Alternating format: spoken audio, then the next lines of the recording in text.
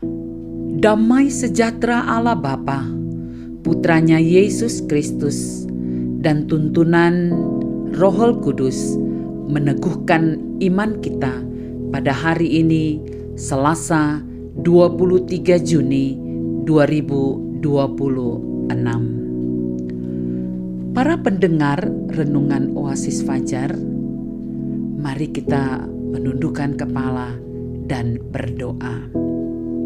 Bapa di sorga, kami menyadari bahwa hidup kami tidak selalu ada dalam kebenaran Tuhan. Terkadang kami secara tidak sadar, bahkan sadar, telah melakukan perbuatan yang Tuhan tidak kehendaki.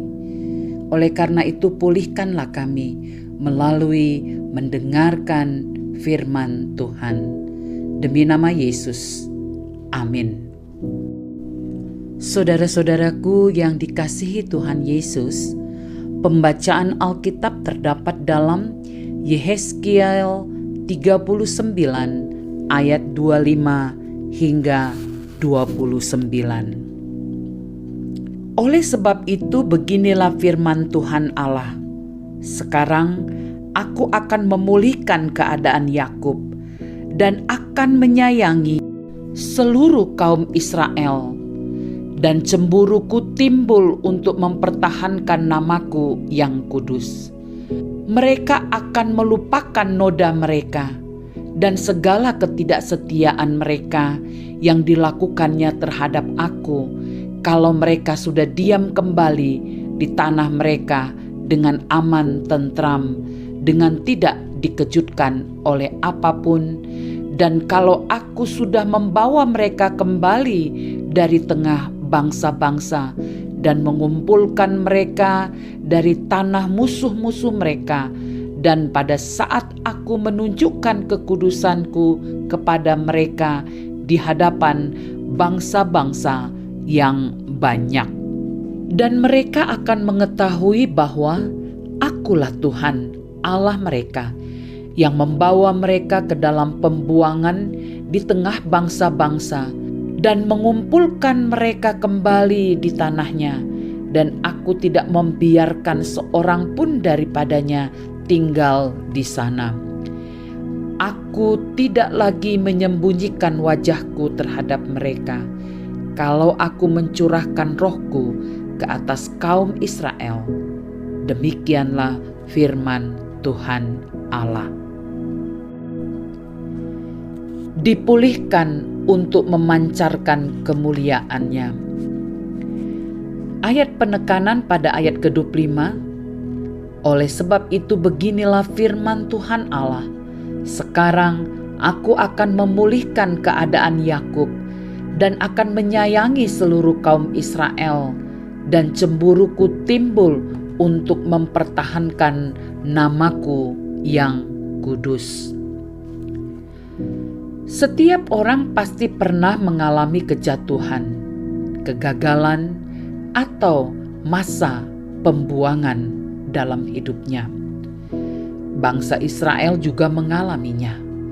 Mereka dibuang karena ketidaksetiaan kepada Tuhan. Namun, melalui Yehezkiel 39 ayat 25 hingga 29 ini, kita melihat sesuatu yang indah. Tuhan tidak berhenti pada penghukuman. Ia merancangkan pemulihan. Dan ayat-ayat ini berbicara tentang pemulihan Israel setelah masa disiplin dan pembuangan. Bagian ini menegaskan bahwa tujuan akhir Tuhan bukan penghukuman, melainkan hubungan yang dipulihkan dan kemuliaannya dinyatakan melalui umatnya.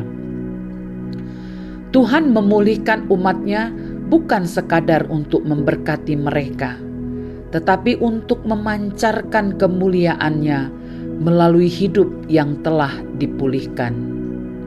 Lalu, apa yang dapat kita pelajari dari janji pemulihan ini bagi kehidupan kita saat ini? Mengapa Tuhan memulihkan? Pertama, Pemulihan berakar pada kecemburuan Tuhan akan nama-Nya yang kudus. Tuhan berjanji memulihkan Yakub dan Israel, bukan karena mereka layak, melainkan karena kesetiaannya pada perjanjian.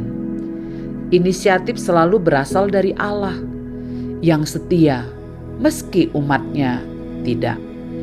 Pemulihan itu bertujuan menyatakan kemuliaan-Nya, sehingga hidup kita menjadi kesaksian yang memuliakan nama-Nya.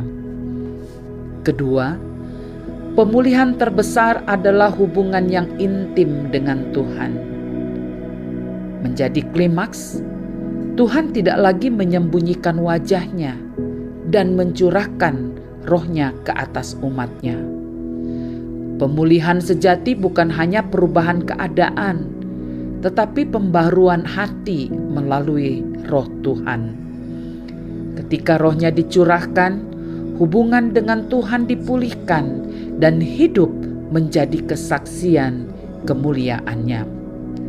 Jika hari ini kita sedang dalam masa pembuangan, ingatlah Tuhan belum selesai dengan hidup kita. Dan jika kita sedang dalam masa pemulihan, gunakan hidup kita untuk memuliakan Dia. Karena tujuan akhir dari setiap proses Tuhan adalah nama-Nya dikenal dan dimuliakan melalui hidup kita. Penegasan, Allah yang menghukum adalah Allah yang sama memulihkan, dan segala sesuatu akhirnya bertujuan untuk menyatakan kemuliaan-Nya. Saudara-saudaraku, mari kita berdoa.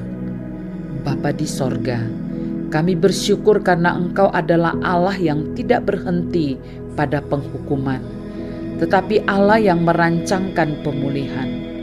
Terima kasih atas kasih setia-Mu yang tidak pernah berubah. Dalam nama Yesus kami berdoa. Amin. Para pendengar Renungan Oasis Fajar, firman Tuhan dan uraian sudah diberikan bagi kita. Kiranya sebagai orang percaya kita berdampak baik dan terang di sekitar kita. Amin.